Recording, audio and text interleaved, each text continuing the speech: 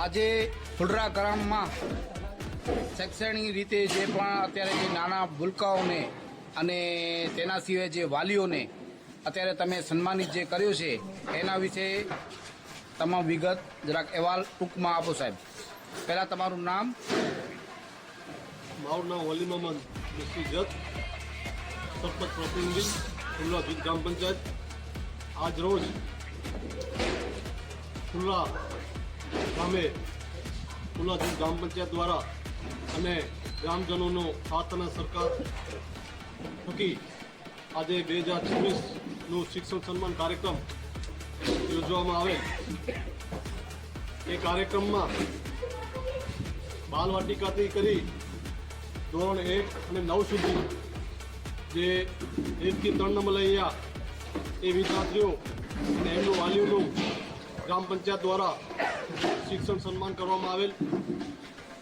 એ પછી 2026માં છેલ્લો વર્ષમાં ધોરણ 10, 11, 12 કોલેજ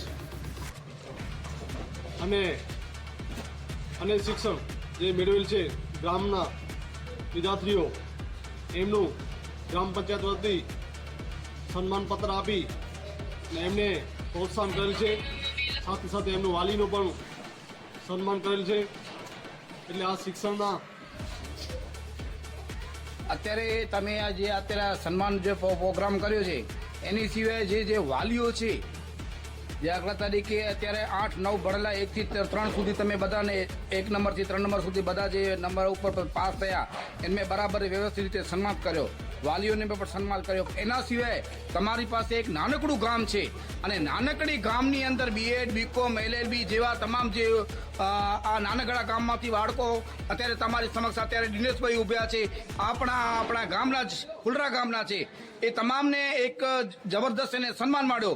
એના વિશે અને તમામ જે વાલીઓ છે, હજુ આપણી આજુબાજુની અંદર વિસ્તારની અંદર કંપનીઓ ઘણી બધી આવી રહી છે, જેમ દિનેશભાઈ વાત કરી તેમ, તો વાલીઓને તમે એવો કયો સંદેશ પહોંચાડવા માંગો છો જે બાળકો પ્રત્યે વધુમાં વધુ ધ્યાન આપે અને બાળકો ખરેખર વધુ સારામાં સારું એજ્યુકેશન પ્રાપ્ત કરે? તેના સિવાય તમે અત્યારે સુધી ફુલરા જૂથ ગ્રામ પંચાયતની અંદર જે વિકાસના કાર્યો કર્યા છે એની થોડી ઝલક અમારા પ્રશંસકોને તમે જણાવો સાહેબ. આજે જે અમે સન્માન કર્યું એ સન્માનનો મેઇન મકસદ અને હેતુ એ છે કે સન્માન થકી અહીંયા કોઈ નૂર હશે ફુલરા ગામમાં તો આજે કોઈ નૂરને કઈ રીતે અમે પરખશું? કારણ કે એ ગામના વચમાં જ્યારે તમામ ગ્રામજનોની હાજરીમાં એમનું સન્માન થશે ત્યારે એમાંથી કોઈ નૂર નીકળશે બહાર.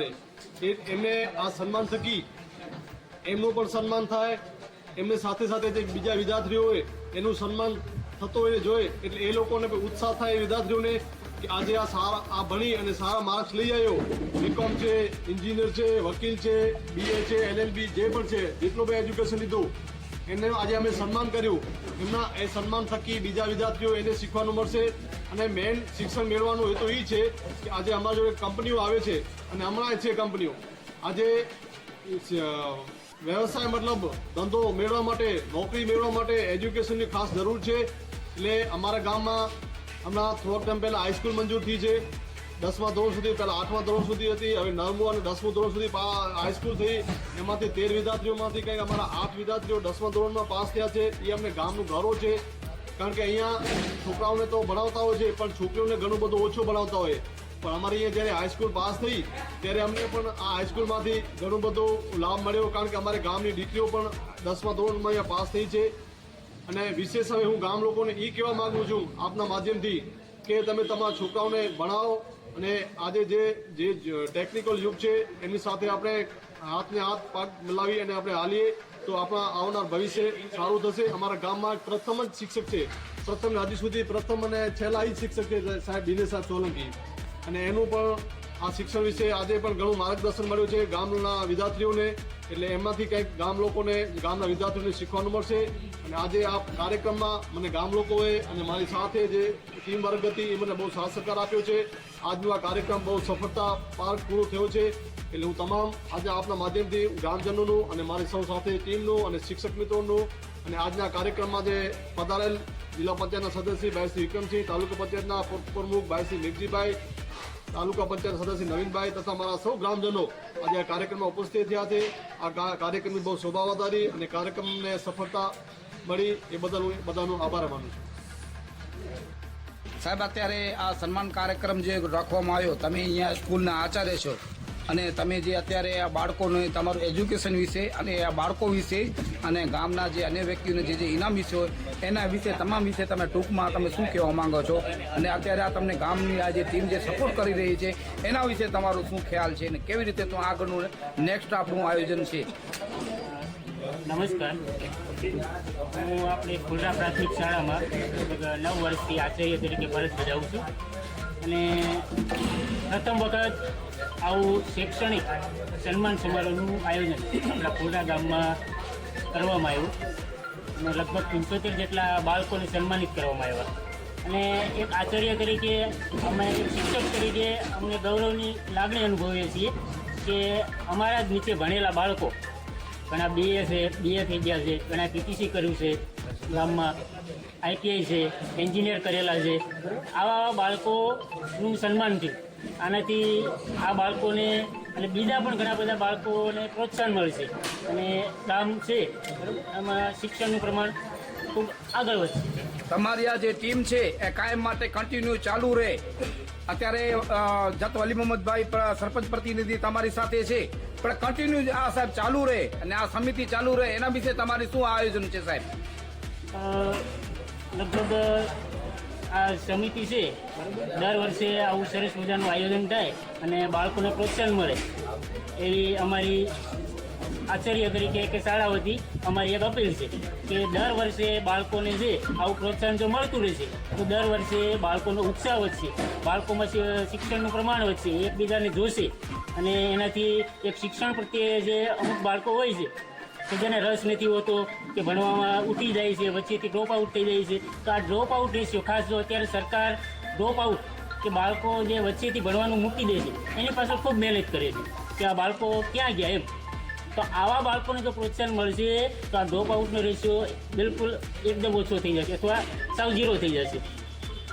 ખૂબ ખૂબ આભાર, ધન્યવાદ સાહેબ. જીવરાજભાઈ, તમે અત્યારે આપણા વલી મોહમ્મદભાઈ જે છે સરપંચ પ્રતિનિધિ છે એમના ખાસ વ્યક્તિ છો, તો અત્યારે હું તમને એક તમામ અત્યારે જે વાલીઓ છે એમના વતી તમને કહું છું કે તમારી આ ટીમ કાયમ માટે કન્ટિન્યુ રહે એના માટે તમારો શું પ્રયાસ રહેશે? મારો કહેવાનો એક જ મતલબ છે કે જે અમારો શૈક્ષણિક સન્માન કાર્યક્રમ જે અમારા સરપંચ દ્વારા કરવામાં આવ્યું છે તે અમારા ઓલ ટીમ જે સાથ સપોર્ટ આપ્યો છે.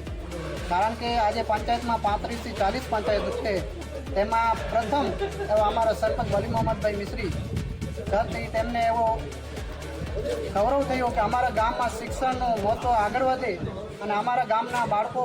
તમે સમજ્યા નહીં, તમારી ટીમ કન્ટિન્યુ રહે એના માટે તમે શું કહેવા માંગ્યો છો? તમારી અત્યારે આજે જે ટીમ આવું સારું કાર્ય કર્યું છે એના માટે તમારું શું કહેવાનું છે? મતલબ કેવી રીતે તમારી ટીમને ટકાવી રાખશો?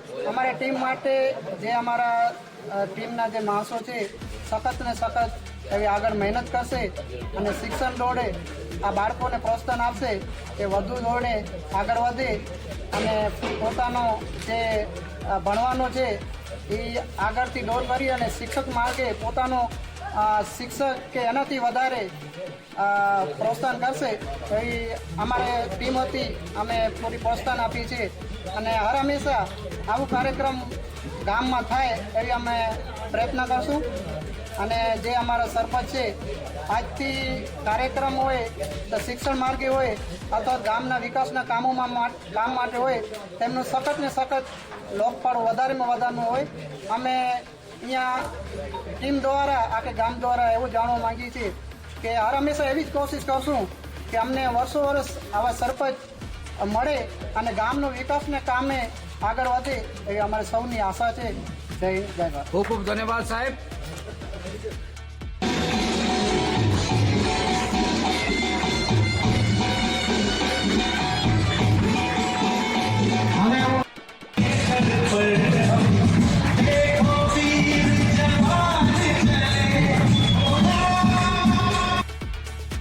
ये समाज को रिकॉग्नाइज है एजुकेशन एक रियलिटीज है जो मिट्टी के ज़रात के जो है आसमान जो सितारा मेहनत कहीं बचे में थी जरूर